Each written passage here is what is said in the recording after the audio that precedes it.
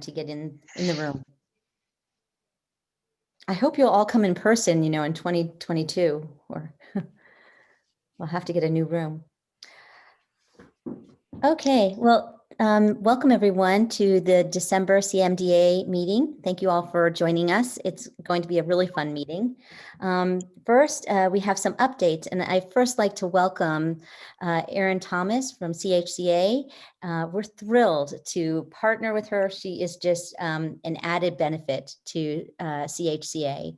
And so I'll ask Erin for her updates first. Erin, if you'd like to let us know what we should know. Hello, ladies and gentlemen. Thank you so much for having me. Just the updates that I wanted to include are much of going to be the topic for today. We did have a member meeting last week, and Dr. Ebert was our guest on that call and really discussed, probably very similar to what she's going to discuss today in a more abbreviated context, just vaccines and the rollout of that. And then, of course, the vaccine hesitancy that they're all concerned with their staff, or your staff's hesitancy to take the vaccine coming up. So that was something that was on everyone's mind. So we did a bit of brainstorming during that call on just what the approach was going to be. Additionally, just other concerns from members surrounding the vaccines completely, storage of the vaccines, and what that's going to look like for us. So still, even in the task force conversation, that still remains up in the air, how that is going to be extended to the facilities. Something I just wanted to bring up, just for those of you who are the medical directors of these facilities, just continue to encourage your facilities to ensure that they're reading the public health orders and that they're staying abreast of everything on CDPHE on a regular basis, even if they can make it a practice that they were looking at that frequently. Doug typically sends out a recap of that information for our members, but nonetheless, we did get a lot of feedback that a lot of the public health orders weren't reviewed, or the amendments, and that's where CDPHE really holds us accountable to what's noted in those directives, and then of course during survey is what they're going to ensure that we're following up for compliance. So again, just helping members focus on the specifics of those public health orders and those amended public health orders is going to be what we're going to task ourselves with over the next few months. So any help that all of you could give as providers and coaching your teams, that would be greatly appreciated. And then lastly, I just wanted to touch ever so slightly on the continued compliance that's necessary for NHSN and the weekly reporting that must come from the facilities. How that's relevant on this call, obviously, is not only can facilities receive civil monetary penalties for a lack of reporting, they then can have stimulus withheld from their building for the lack of compliance. And so that's so devastating, obviously, because anything helps at this point with the lower census and the toll that staffing is taking, and just the need for supplies. Any money is much appreciated in any of the facilities. So something as simple as just their weekly reporting can prevent them from getting those stimuluses. So just something for all of you to keep in mind, and maybe continue to talk with your operators or even your directors of nursing about. And that was pretty much it as far as is just topics that I thought I wanted to bring in front of this group. And again, much appreciation to Dr. Ebert for joining us on that call. That's huge, just to have her speak to the group, or any of you anytime, just adds validity to whatever information that we hope to extend. Thank you so much, Erin. Next, I'm not sure if Joe is here. Joe Tansey. Yes, I'm here. Oh, great. Do you want to give an update from CDPHE? Sure, I'd like to do that. And Erin, I'd just like to echo a lot of the things that Erin said, because they were things that were on my list. With the NHSN reporting, I know I see the letters that go out to the nursing homes that have not reported, and those letters have increased significantly in the last month. And all of those homes are receiving fines every time they miss a reporting during the week. So please encourage your homes to get those reports done. And I know they're overwhelmed with all the work that they're having to do, but now's not the time for them to be fined and losing any extra money that they might have. We know how low census everybody is, and any funding they have or any funds they have is important to keep. Along that line, I also want to put in a bug in everybody's ear about the EM resource reporting system. That's a state reporting system. A lot of the same information that goes into the NHSN reporting, but the governor's public health order, many public health orders back, requires nursing homes to report to that. And surveyors are going to be, they're going to be asking questions about that reporting, going to be checking reporting, be checking the EM resource website before we come on survey to ensure that that reporting is occurring. And we'll start writing state citations for not reporting as well. So please make sure you're reporting. That information is so important for the state to stay on top of who has COVID in their buildings, who has perhaps empty beds that could help someone that's really hit hard and they need to transfer some residents out. So both of those reporting things are really, really important at this point. We continue to do infection control surveys based on CMS reports that we receive every week. This week, we are doing 29 of those throughout the state. And so those just continue to increase. And we know that you're all working every home is working as hard as they can to prevent the spread of COVID in their buildings. But, we do have to come out and do a survey every time there is an outbreak based on CMS's requirements. So we know we've been in some of the homes 2 weeks ago and we're back again this week. So but that's the requirement we have to meet. So just whatever support we can give to help your homes get through all of this, we're out there trying to help as well. So I think that's all. That I have that to report on at this point. So be glad to take any questions if there are any. Joe, what is the most common citation that you give out right now? Well, it's for infection control. We're still citing a lot under PPE use being used correctly. And I think part of that is because there's been so much guidance coming out about PPE, so much confusion about the guidance that and we possibly have, contributed to that as the guidance has changed. We constantly refer our surveyors back to the CDC guidance, and that's what I would recommend. Your homes do go back to the CDC guidance to make sure that whatever they're following the CDC guidance. And have discussions with their local public health department, I think, because sometimes I do know sometimes the local public health departments are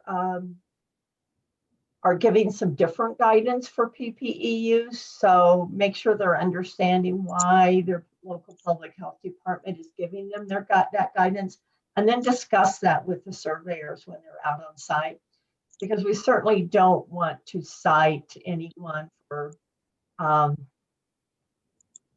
doing something that they've been advised to do by their local public health department. But, wearing PPE correctly seems to be a big one.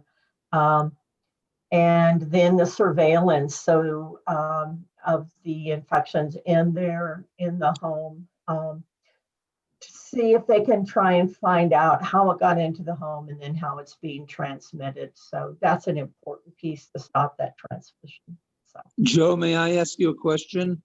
Sure.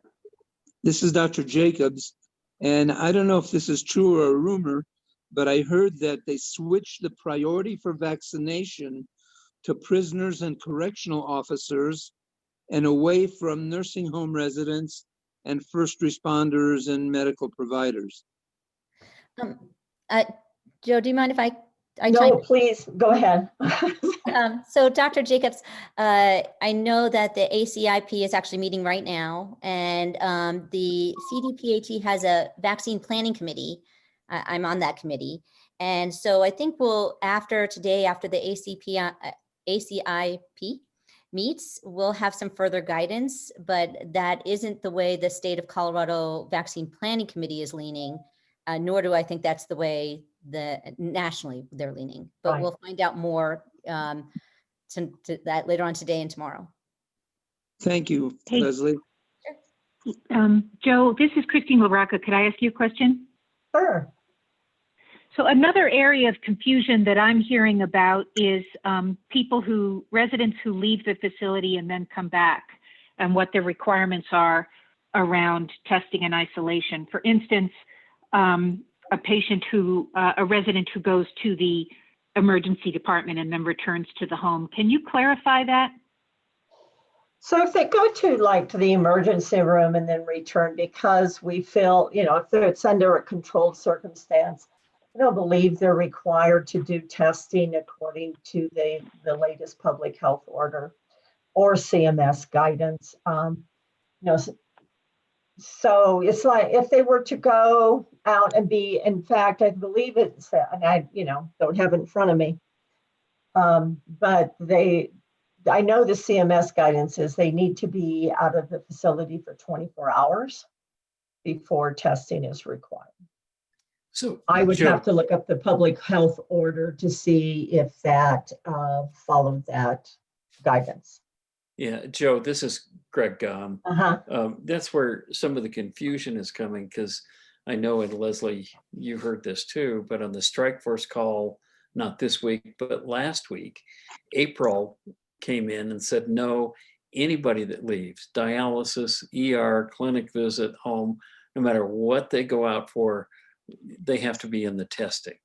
So we have to test when they come back. They don't have to be necessarily quarantined, but they do have to be tested. So that was confusing. And then the other piece of all this where we're getting mixed messages that's confusing is now that we're in Colorado not following CMS or CDC guidelines that encourage testing of people that were positive more than 90 days ago, we're now required to do that. And so we've gotten, just in 2 weeks, 20 in my facilities, 20 combination residents and staff that were COVID positive last spring, early summer, and now they're still shedding virus, still positive, and we don't quite know what to do with those folks. I haven't been telling anybody to quarantine them because they're asymptomatic, and this is just shedding virus like we've seen around the world and not reinfection. And the guidelines the CDC put out for reinfection are really specific and beyond what we're testing for here. So all that confusion, and the reason I'm bringing this up, I don't want this group of medical directors to suddenly go back to their facilities and say, aha, we don't have to test those people, and then have April sending the message, you do have to test it. I mean, I'm not sure how we get all of this on the same page. I guess I don't have the answer to that because I think we've all been battling that. Dr. gone through this whole period is that everybody thinks they understand what's being put out there, but then we all understand it in a different way. Right. I will, in fact, I do have a meeting with April this afternoon, and I will bring this up and say, we've got to get on the same page here. This is what we're reading that the public health order is saying, and yet this is what has been presented. Yeah. On the strike force thing, because if we aren't all on the same page, none of us are doing it correctly, apparently. Right. Right. or we're all doing it different and we don't know, So let me talk with April about that and see if we can. Thanks, Joe. Because we all need to be on the same page, and I certainly want to make sure that that when surveyors are out there, they are looking at it the way it's being presented. Yeah. In other groups. And if I as well. could, I guess it confuses me a little that you would be tested upon immediately returning from the emergency department. I agree. Because the likelihood of that being positive, it's probably too early. Well, but yeah. not necessarily quarantined. That seems odd to me. Yeah, Christine, I think the idea was not immediately, but they all of a sudden fit into the flow of if you're testing twice a week or once a week, the next time you do testing, they're included. So it might be the same day, it might be the next day, which again would be too soon. I mean, it wasn't real clear guidance when to do it or how often or how long. It was just, no, they have to be tested. Right, that's what I wanted to highlight with my question. So thank you. So maybe we just need to clarify that. Okay. Thank you, Dr. LaRocca, and thank you, Joe. Renee Marquis, Dr. Marquis, also just wanted to say that in the PHO, any resident who has left the facility in the last 14 days, individuals who have left to interact with individuals outside the facility, and she thought that that was possibly the clarification. So just a good reminder about the public health order and some language that's there. And so I think that we might, I think we will go ahead and start with Dr. Cari Levy next. And it is my unbelievable honor to introduce Dr. Cari Levy. She is a past CMDA president. She's a past AMDA president. And she is an enormous advocate for our space, both nationally and locally. We are so lucky that she lives here in Colorado. So she is going to talk to us about telehealth tips for long-term care teams, which is so relevant for right now. And so, Cari, are you ready to start your presentation? Yes, can you hear me? Yep, I can hear you perfectly. And hold on, I'm going to switch over to your slides. So hold on. Thank you. And I can start before they're up because I know we have some time constraints. As always, there's always so much to talk about.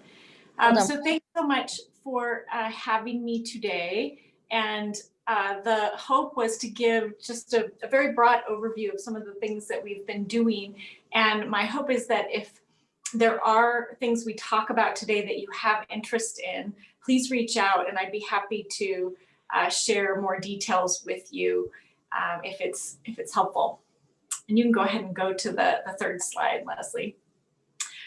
As far as telehealth goes, I've always thought of, next slide, please, of the, telehealth as telemedicine. But in fact, telemedicine is really the subset of telehealth that specifically refers to remote clinical services. And that's okay, Leslie, I can keep talking. And then telehealth. Oh, sorry, I'm working on the slides. Okay. And it doesn't matter. And then telehealth is more encompassing, and it can include continuing medical education, and our meetings like we're having now is certainly telehealth. We're learning from one another. So I'm going to specifically speak today start with telemedicine, and then we'll talk a little bit more about some of the staff support that we can use in this realm. Okay, now go back one more. And one more. Perfect, thank you. So synchronous would be the real-time type of communication via Skype or telephone even. And then we have asynchronous communication for telehealth, which might be store and forward. You've got some labs, you've got an image, and you want someone to look at it and return your results. So that would be more of an asynchronous input. There's also some interesting things going on with wearables and biometric data.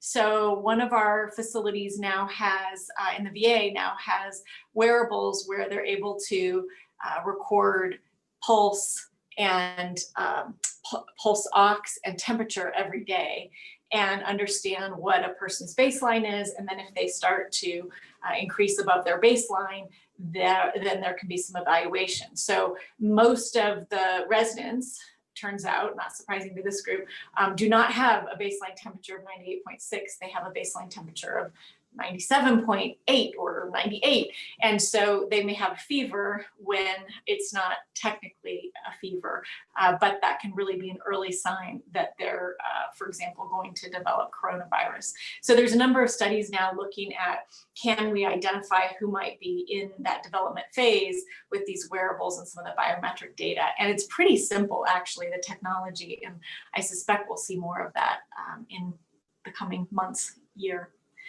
And next slide. This is one of the kits that is somewhat standard that one can use. It's got a stethoscope, a pulse ox, a 12 lead EKG, an ultrasound, something called an all-in-one scope, where you can take pictures of skin lesions and then have a dermatologist evaluate those either in real time or asynchronously. And then of course the webcam and the speakerphone. So these kits can be, of course, very expensive and very elaborate, or simple, or you can just kind of piece them together over time based on what seems to be most helpful to you. Next slide. So as far as what people are using telehealth for, routine primary care, certainly emergent health issues. So we're seeing this more and more where you can dial into an emergency room and have them assess your resident, get a sense of whether or not they need to go to the emergency room or can be managed at the facility. Lots of mental and behavioral health, physical therapy, increasingly speech therapy and occupational therapy. Next slide. So VA Telehealth started really in earnest in 2018 across states, where there was a Federal Register posting indicating that no matter where you were located, you could see veterans in their location. So that helped a lot and has put together some infrastructure across the country for the VA in allowing more telehealth. And for veterans who don't have internet, which of course can occur either because they're not able to afford internet or they're in a rural area, we've got cellular enabled tablets, and there's no data charges for these. So those can be used to facilitate telehealth. And next slide. This, of course, just you'll see this slide anytime you think of or you see a presentation on telehealth. It was not happening, and now it's happening a lot. This specific slide has to do with states that had stay-at-home orders, and as one would imagine, in states where there was a stay-at-home order, there was more telehealth, but not dramatically more. And this shows the year out before the stay-at-home order up until 30 days before the stay-at-home order, and then 60 days thereafter. So of course, what we'll ultimately use these data for is to see if this helped improve outcomes, ultimately, if there was a stay-at-home order or not. And next slide. So CMS has followed suit and initially allowed for telehealth in emergency, to use emergency department visits, nursing facility and discharge visits, home visits, and therapy services. And the various opportunities there are listed in that website below. And next slide. And then after COVID, similar to what's occurred in the VA, there's now 40 states that allow practitioners to serve across state lines. So this is certainly one of those big changes that occurred as a result of coronavirus. And this can be via FaceTime or Skype or anything that really permits real-time communication between the distant site and the patient. And next slide. Of course, we need to be able to bill for this. And here's just a few of the options in terms of billing and some of the HCPCS codes that can be used. And there's a complete list there in that website at the bottom of the third column. And this will give you some guidance in terms of new or established patients and some of the coding that we can use. Next slide. As far as direct clinical support, what we found is that if people aren't prepared for the visit, if there's not a little bit of prep work before the visit, then staff tend to get pretty discouraged and they don't want to participate because it takes time away from the direct clinical care that they're doing, and it begins to be a problem for us if we need to go to virtual visits. So I wanted to just go through a few things to try to help reduce the frustration factor. Next slide. One is to, of course, let patients and families know that this will be happening. Residents will be educated about the appointment and some expectations set for how long it will be, what kinds of questions they can get answered. And then if family members are aware and can know the expectations too, that is always helpful. Scheduling is the big bugaboo. I was just reading an email before we got on about somebody that was supposed to get a link yesterday, didn't get it. And so now we're rescheduling, and that is a big frustration. So if we know how the telehealth visit will fit into the staff schedule, if there's a way to perhaps have a time of day where things are a little bit slower, and that can be the telehealth visitation time. Of course, updated medical records being available on both sides is quite helpful. And in general, the best way to get uptake seems to be to have a champion, somebody that's pretty good at this, that feels comfortable with technology and can be the right-hand person. Because when you're sitting there and you're frustrated and you don't have anybody to lean on, that's when we often will give up on this type of technology. So if there's one person who can be that champion, that can be really valuable. Next slide. If you're having technical troubles, there's a number of things that one can do. Usually there is a place in the building where Wi-Fi strength is better. There are heat maps that you can create and understand where your best source is going to be in the building, and then create that hopefully as your telehealth room or a space where you can do this regularly. I think one of the big frustrations is when we, try to do it, it doesn't work, and we just assume it's a frustrating experience and kind of give up. But in fact, if you can get to a special place in the building or have some repeaters placed so that there's a better general access across the building, that can help a lot. And this slide just gives you a few tips on how to try to troubleshoot some of these technical issues. Next slide. And then during the visit, we initially, I think we're doing a lot of these just in the room, and that's not ideal for lots of reasons. If there's a roommate, not very private. Sometimes, as mentioned, the rooms aren't the most technical, or it's not the place with the best Wi-Fi. So ideally, and what seems to work best is if we can have a room that is designated for telehealth visits, and we can set that up and have all the stuff we might need, like headphones, like a pocket talker. We've got somebody who's nearby and can be that champion and help troubleshoot things as they arise during the telehealth visit. Next slide. And then after the visit, the codes for telehealth were on a prior slide, and there's of course detailed information about that in the website that was on that slide. And then having a plan for how you're going to share the post-visit summary, whether that's through an information exchange or how that communication will occur, so that there's documentation of, depending on where that visit was initiated from and to, we know exactly how to get the summary. There's an MLN booklet on telehealth services that will go through all the specific codes and how to get reimbursed for your services. Next slide. And one in particular has to do with the originating site. We found that a lot of people aren't aware of this, but prior to COVID, there were just very specific sites in rural areas or that were participating in demonstration projects who could use this originating site designation. But now post-COVID, next slide, we can use this in nursing homes. And it depends on where you are. There's a locality adjustment. It's about $30 in Colorado, and every little bit helps. And if you're doing, a fair amount of these, this can help offset the time that it takes to set these visits up and for someone to participate in them and that type of thing. So this is separate. It's a Part B payment. And if you haven't yet accessed this, this is an important thing to make sure you're obtaining for your facility. And next slide. As far as staff support goes, this is a part of telehealth. I don't think it's what we generally think of as telehealth. Typically, we think of those synchronous visits, but certainly educating staff is a means of telehealth and making sure folks are educated. On the next slide, we have, for example, a short video for personal protective equipment, and this is designed specifically for long-term care staff.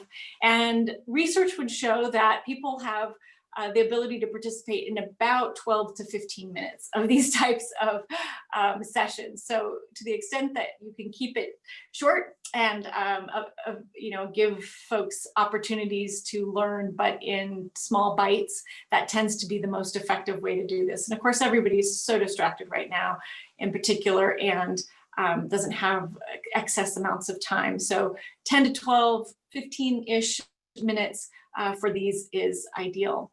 And of course, the more interactive it is, the better, if that's possible. And next slide. Here, for example, is also a training course. And one of the things we've been learning about just new programs in long-term care in general is we can't add. There's no room to add. And so substituting or making things have multiple purposes so that we're killing several birds with one stone. And this would be an example where you can get some contact hours for certification and also some COVID-19 training. If there's a way to bundle these things, for example, having your QAPI projects part of a COVID response can obviously be helpful and meet multiple requirements. So this is certainly one strategy, is to try to meet multiple aims with one type of activity. And next slide. Another thing that we've found a lot of our staff using are these various apps on phones. And these are a couple of examples of what people can do, because everybody has their phone with them. And so when they need a moment, a break, they can use something like the Calm app, which are mindfulness activities, and they have COVID-specific material. They can use Headspace, also a meditation resource. This Light Sprite is pretty fun. It's a mental health video game that's designed to treat depression, interestingly enough. So there's loads of resources out there, and we've identified a couple that we will refer people to. And then, of course, it's great to learn from colleagues, and that's often a resource for folks. But we, all have our phones, and we all have stress. And so to the extent that we can make these types of things available via this type of telehealth, that can be quite helpful. And we certainly see a lot of people sitting at this nurse's station using these things, or using various apps to try to just disconnect for even a moment when they can, and have found this to be pretty helpful. Next slide. And then finally, I'm just going to take a quick tour through a number of initiatives that may be relevant in your setting. These are some long-term care initiatives in the VA. And the first one is called Vet Connect. The second is, if we can go to the next slide, sorry. Yeah, virtual tours. And the last one has to do with state veterans homes initiating telehealth. And these are largely rural, so they've done some pretty creative things that I will describe. So next slide is the Vet Connect program. So the idea here was we had a nursing home in the VA. They did not bring it to the new hospital when we moved. And so all of our veterans were going to be out in the community, in community nursing homes. And we wanted to make sure we were still connecting and making resources available to them, like specialty care. And so we started this in 2017. And next slide. We actually had telepresenters going out to the nursing homes, and they would coordinate the care between the nursing homes and the VA. Of course, they can't go in anymore. And so what's happened is actually very helpful in that the nursing home staff are now serving as the telepresenters, and we're able to coordinate the care and have the specialty care available on our end. We've done about 740 of these at this point. This was a couple weeks ago, so there will be more at this point. But the idea is, if you have veterans in your facility, they need specialty care, we can deliver that via telehealth. So the VA's goal was to have all primary care providers and all mental health providers tele-capable by this year, and that's been accelerated with COVID. So those specialty care appointments can happen. And this can happen via a tablet that's sent out to the veteran, or if there's already equipment at the facility, it can be used on any device. Next slide. And what we've estimated is that this saves both the nursing home and it saves the VA, because the face-to-face visit requires transportation, it requires staff time, and of course the televisits require staff time also, but it tends to be less. So cost savings on both sides of the visit. And next slide, so that's Vet Connect. And again, if you have veterans in your building, they need some sort of specialty care, whether it's pulmonary or cardiology or dermatology or mental health, we can help with that. The next one is virtual tours. So this was, oops, go back just one, sorry, thanks. This was born out of a concern that people in the hospital can't see the nursing home, and they'd like to see the nursing home. They'd like to know which one to select, but obviously they can't leave the hospital prior to discharge. And families are running around town looking at facilities, but that can take time. And of course now they can't tour. And so these are virtual tours. So you've got your admission coordinator standing here, and she's ready on this side of the tablet. The older adult is in the hospital and ready for that tour.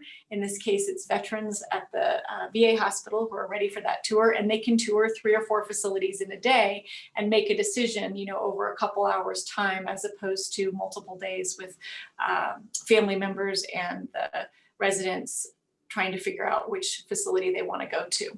And on the next slide, you'll see that they actually don't take that much time. It takes about 10 minutes or so for the tour. And there's lots of positive comments about, oh, I was, it's so fancy. I had no idea. It's amazing. They could ask questions about if they can hang stuff on the walls, just really, really fundamental things that worry people as they're transitioning to nursing homes. And you can kind of nip those in the bud, answer those questions, and begin to get the facility staff familiar with that future resident. So this has been really helpful and has reduced our length of stay, such that these folks can get discharged sooner because they've had a tour and are ready for that transition. And next slide. And then finally is the state veterans home. So as I mentioned, these are typically rural facilities. And so what they've been able to do are 2 things. One is they have these global medical carts at the facility and can get pretty fancy in terms of their delivery of care and taking pictures of wounds and getting wound consults and that kind of thing done from afar. And as I mentioned, it can be done from anywhere in the country, actually. And then they have this transportable exam station, which again, pretty fancy. We often don't need this type of fancy equipment, but it gives you a sense of the possibilities in these rural communities. And they've got 2 models, typically. They've got their own staff being the telepresenters, or they actually have VA staff who come and serve in this role.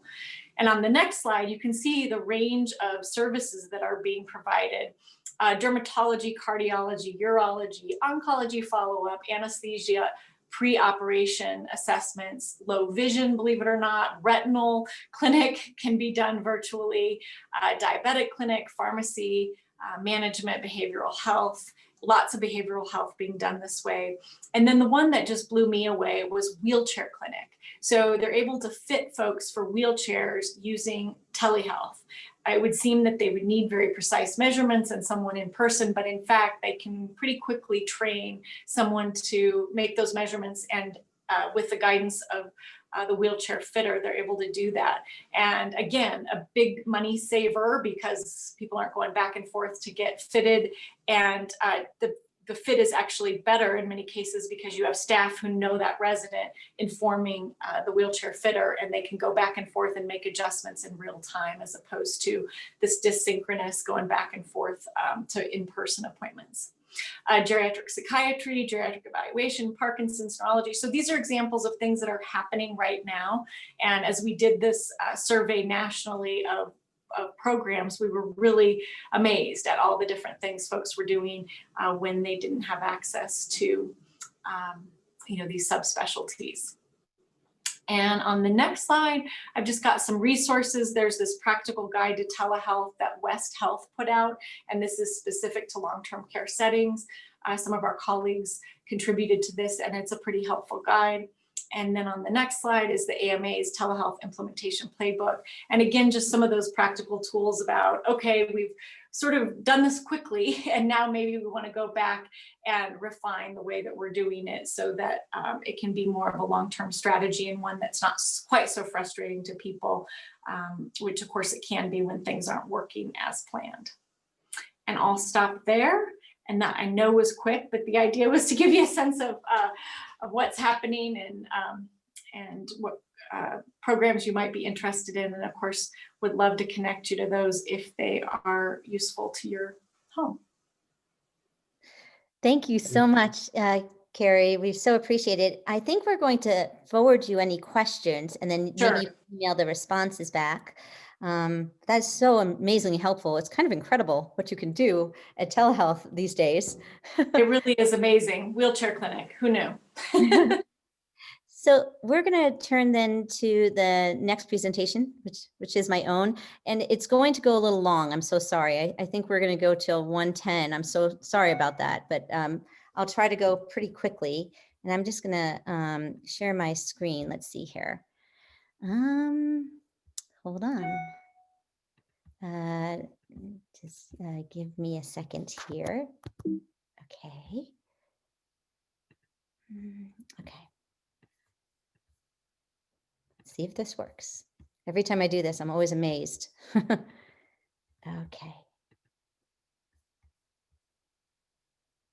Share. Okay. Okay, can you guys all see that? Okay, I'm going to take that as a yes. So COVID-19 vaccine hesitancy and education, now is the time. So I think that the most important thing to say for this whole presentation is how we frame these discussions, which is, this is what we've been waiting for. This was our dream for so many months, and now it's becoming a reality. This is our lifeboat, and aren't we lucky to have the opportunity to have COVID-19 vaccines, not just one, but two and maybe three, that will help us overcome this public health emergency and pandemic. And so I think that the part of this discussion should emphasize how lucky we are. The other thing I think we should also be prepared for when we have these discussions is to meet people where they are. People have questions and concerns, and that's valid. And so addressing those questions and concerns can help people make a decision that's right for them. So we know that COVID-19 vaccine hesitancy is real.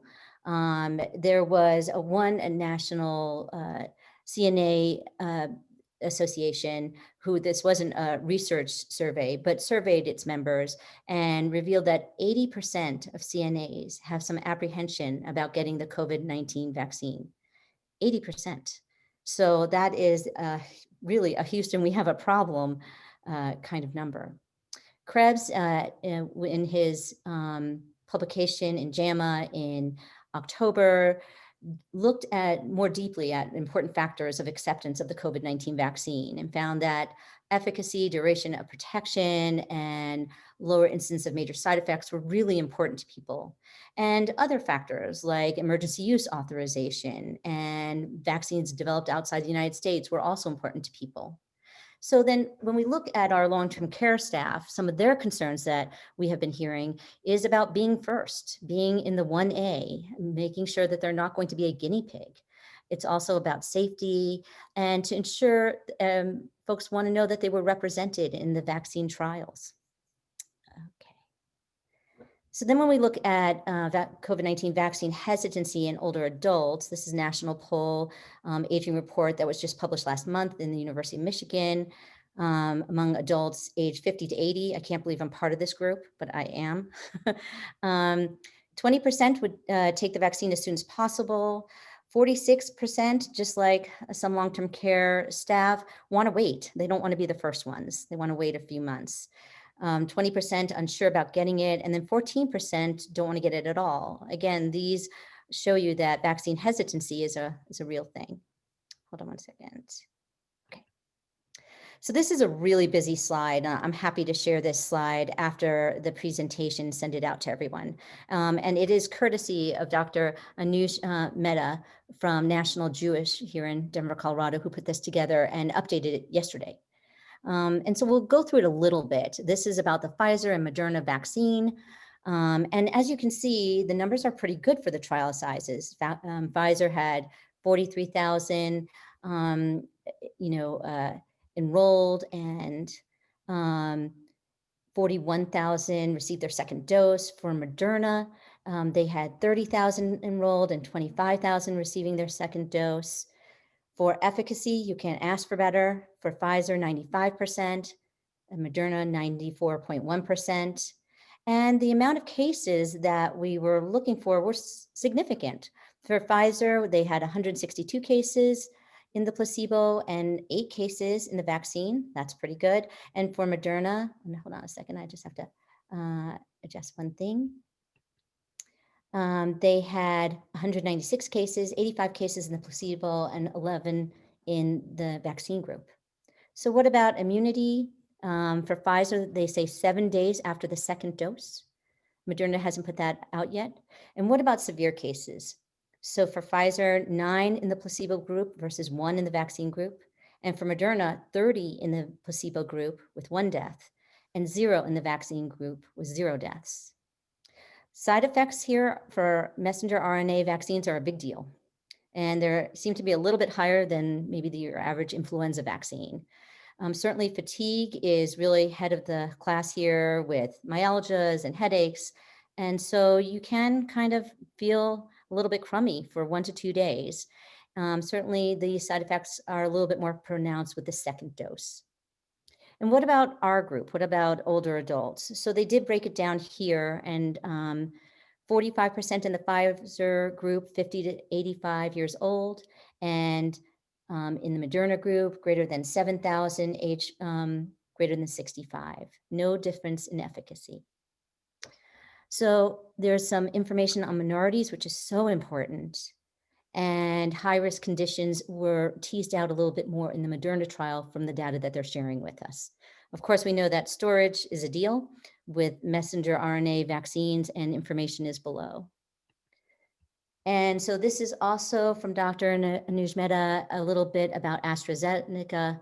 It's inactive adenovirus vector vaccine with a spike protein expression. It's cheaper, easier to manufacture, easier to store.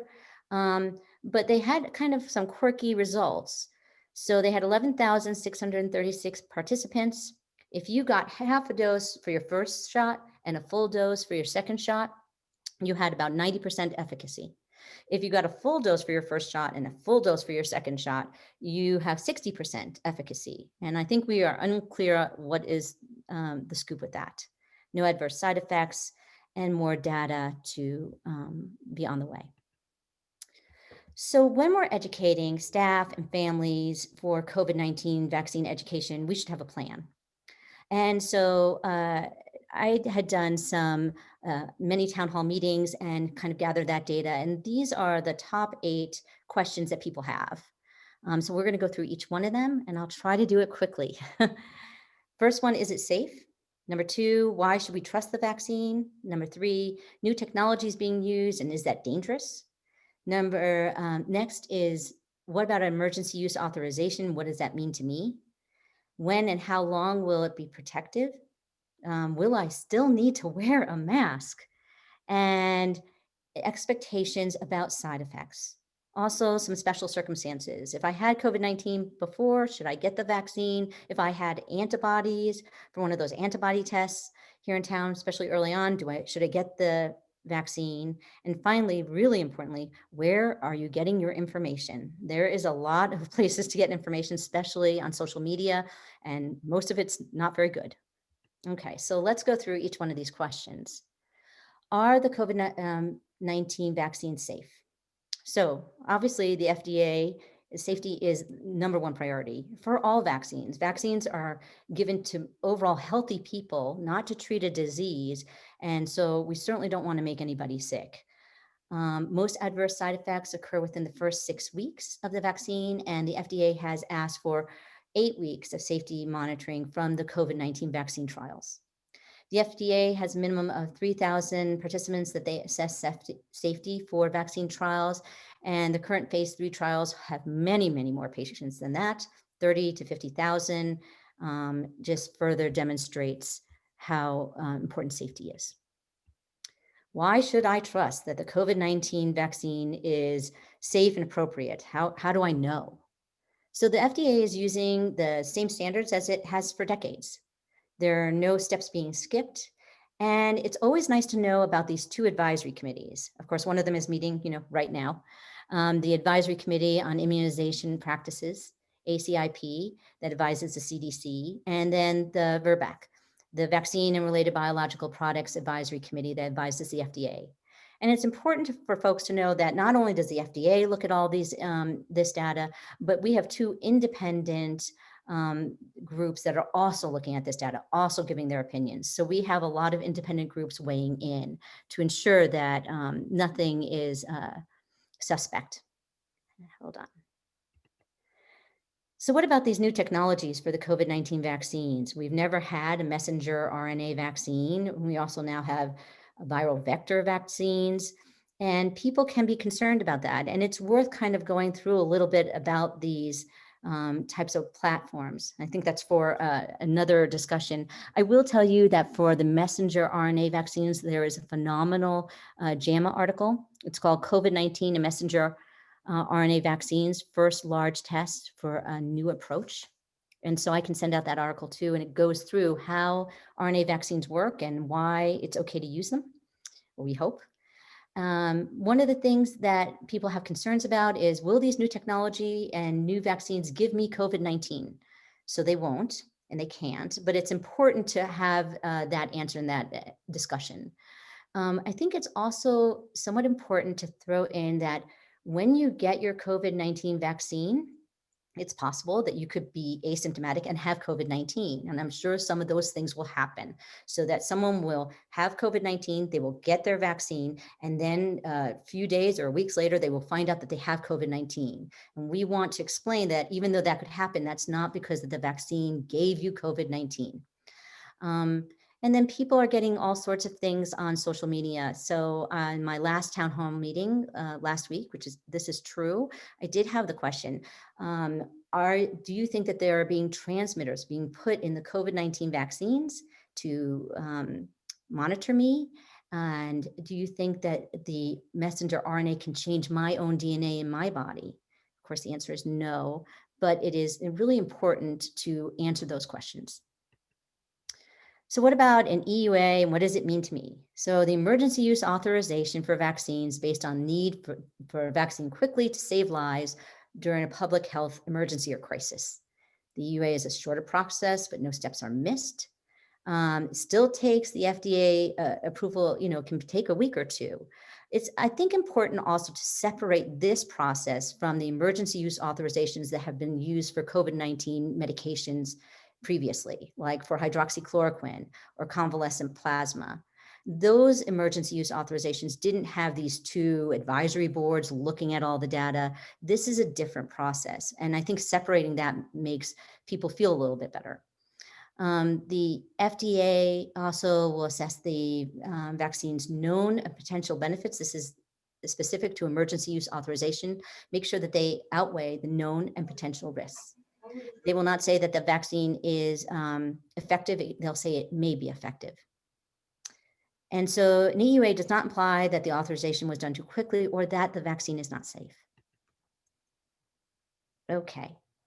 When and how long will I be protected with the COVID-19 vaccine? I think for this question, it's really important to be honest and transparent, to really say what we know and say what we don't know. So we will likely not know how long the vaccine will be protective when we receive it. That will require some more research. Most of these vaccines are 2 doses, 3 to 4 weeks apart. protection is 1 to 2 weeks after the second dose. So it's also very, very important to let people know that the day they get that first dose of the vaccine, they are not protected.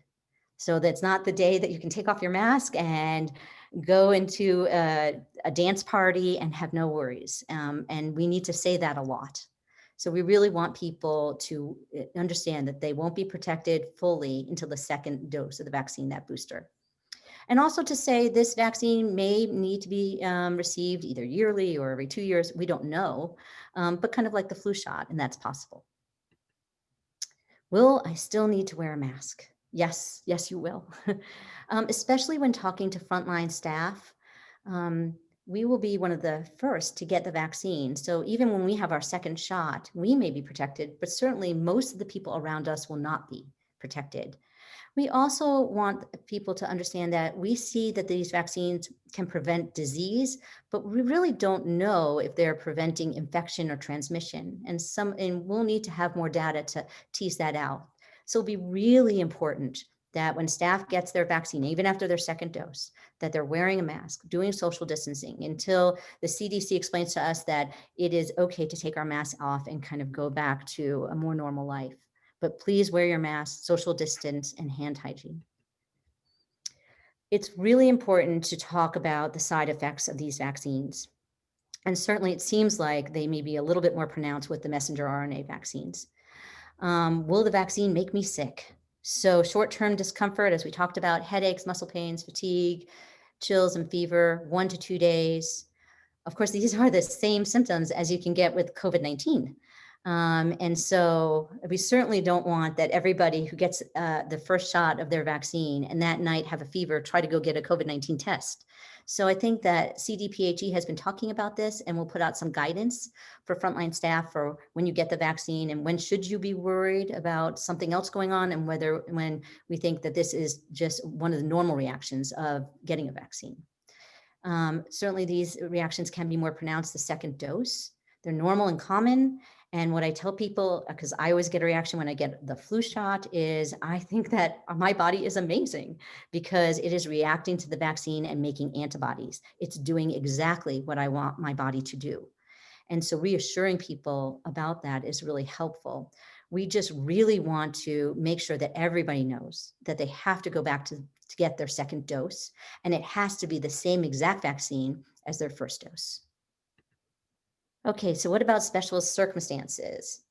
What about if you had COVID-19 in the past? Should you get the COVID-19 vaccine? And the CDC has not really weighed in on this yet. And supposedly they're going to weigh in the next week. I hope that they do.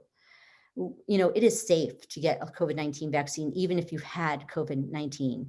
Whether it's adding to your protection or not, I'm not sure that's very clear. What about if you had one of those antibody tests and you found out you had COVID antibodies? Should you go get the COVID-19 vaccine? Well, we know those antibody tests can be not very accurate. So I don't know if you have antibodies or not. So please go get the COVID-19 vaccine. And what about the monoclonal antibody treatment trials? We know that some of our residents have been part of those monoclonal antibody trials, and some of them may have gotten placebo, some of them may have gotten the monoclonal antibodies. They should still, I think, all get the vaccine. And again, the CDC is supposed to weigh on that as well. Where are you getting your information? This is so important right now. We want folks to know the truth, and we want to be honest with them. So please get your information from reliable sources. The CDC, providers, medical directors, social media is full of misinformation and opinions based on that misinformation. Below are some CDC resources that are helpful. And one of the CDC resources is for providers and can tell you how to help answer these questions and frame them in a helpful way for patients. So I encourage you to look at these, and I'll send them out, of course, after the presentation. But the most important thing is to tell your own vaccine story. How will you make your decision? And this is really important to folks that we talk to, whether it be family members or staff. What will you look for? You know, and then leading by doing. discussing with staff or family members your decision to get the vaccine. How did you make that decision? And talk about your experience after getting immunized. I love Dr. Gom's statement that he is so excited that he's going to be the first in line. I think nothing speaks more highly about a vaccine than us getting it ourselves, because of course, if we think it's safe and effective and worthwhile, often we can be the leaders in our long-term care facilities and help them make that decision. Okay. So I did that pretty fast. I'm going to stop sharing, and I don't know if anybody has any questions.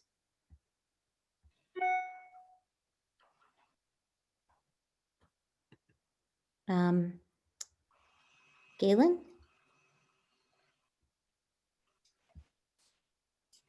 Uh-oh.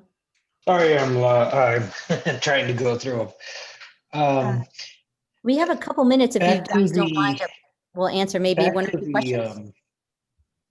back to the last from Christine LaRocca mentioned that Telegen provided a telehealth webinar and put the link in there, so maybe we can send that out. Oh, of course, that'd be great. Thank you.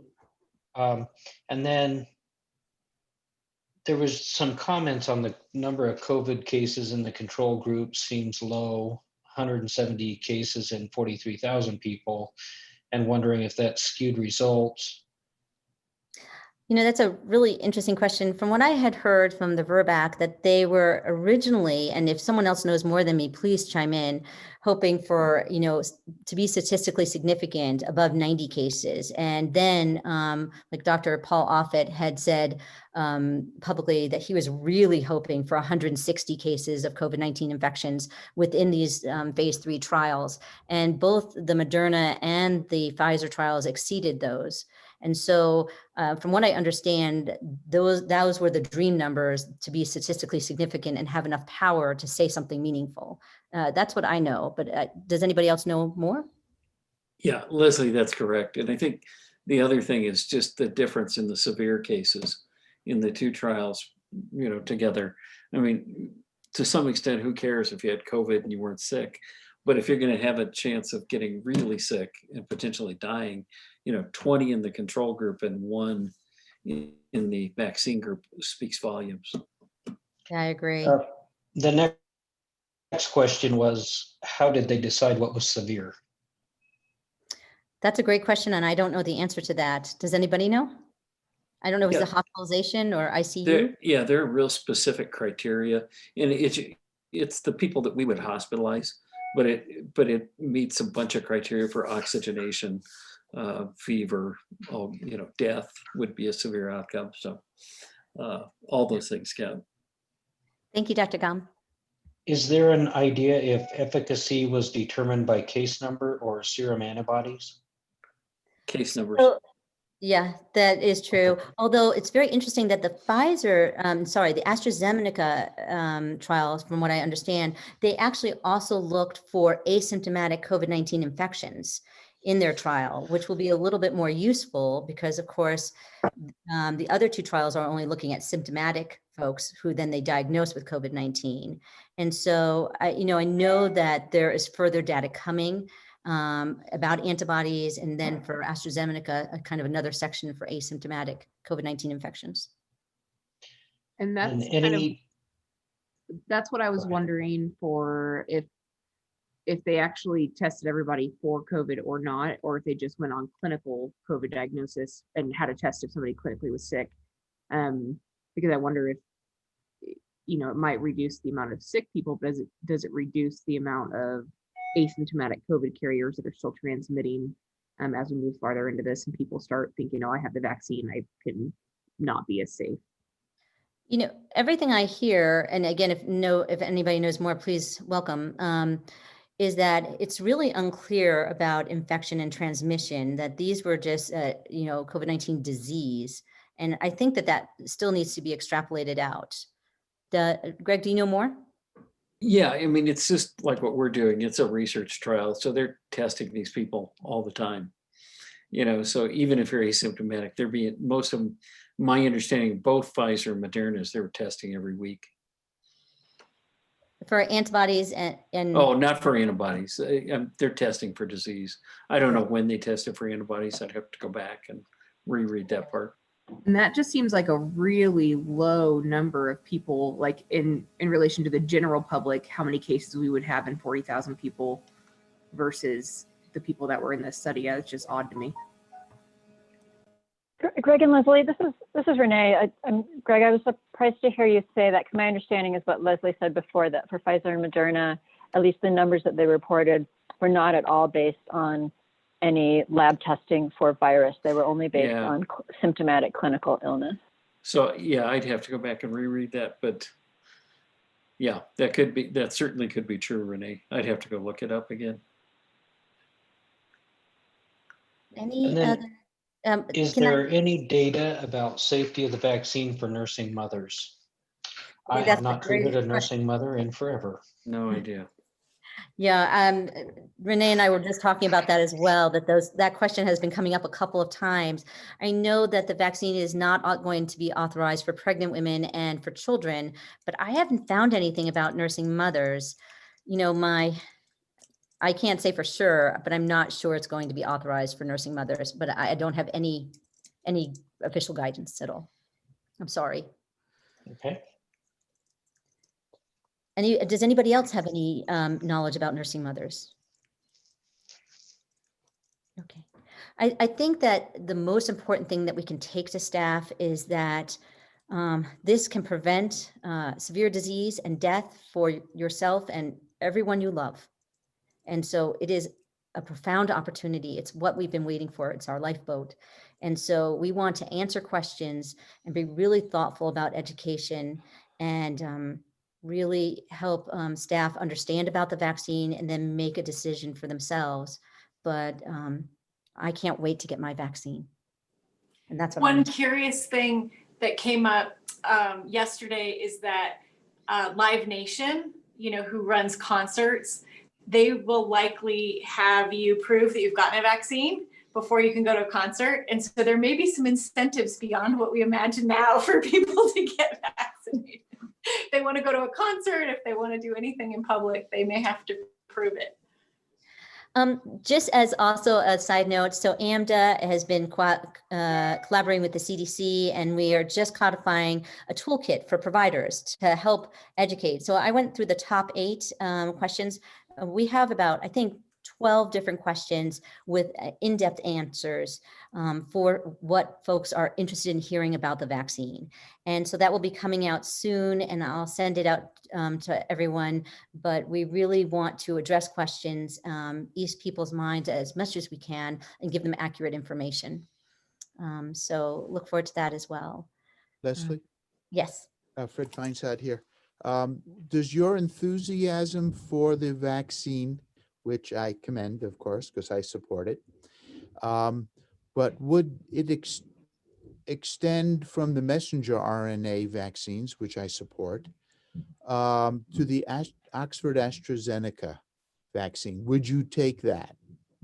I think that's a great question, and I think I'd like to know more myself. So I think that I can't wait for them to share a little bit more data and for us to understand their results a little bit better.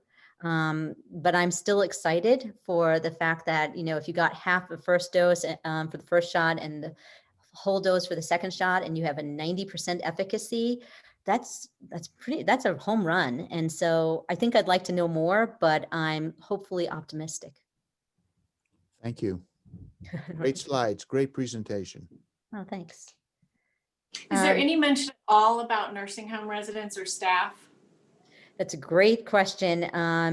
Really, when I teased out the populations, and it was Moderna had done a presentation to our Delphi group, the chief medical officer for Moderna, and they had really talked about older patients with diabetes, and with other comorbidities, but none of those patients look like, to me, are nursing home patients.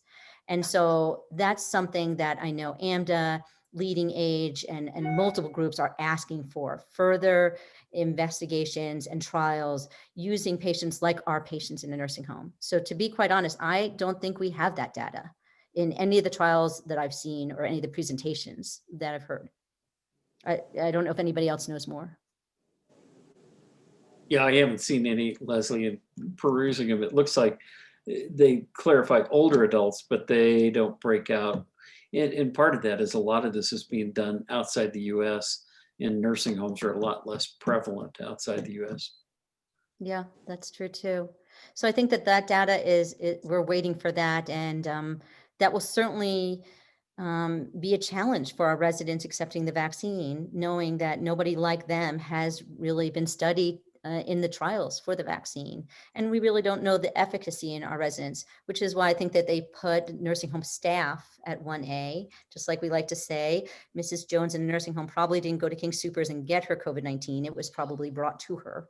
And so if we have good uptake from our nursing home staff, and most of them get the vaccine, the protection we will provide to our residents will be profound, just like, the flu vaccine. Well, thank you guys so much for staying extra.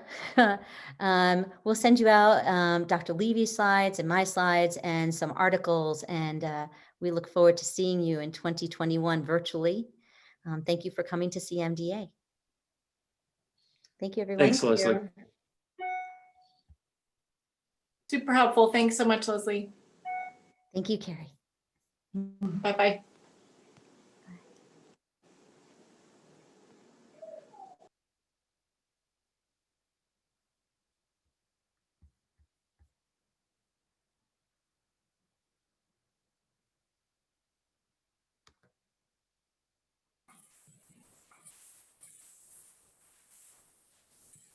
I really enjoyed that.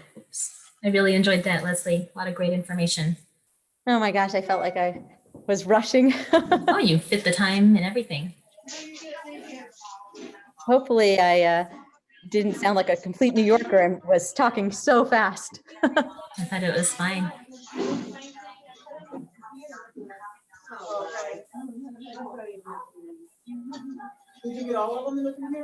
Guys, let's sign off and then we'll come back together, I think. Or can we just remove the people who aren't staying? I think we can. Okay, we're going to end the meeting now, everybody. Or not. Close out. Because we can remove them, right? Oh, Travis isn't on. He sent us a new link. He wants to go to this other one. You want to go there? Sure. Thank you, everybody. Thank you. Clay, I will talk to you afterwards. Thank you.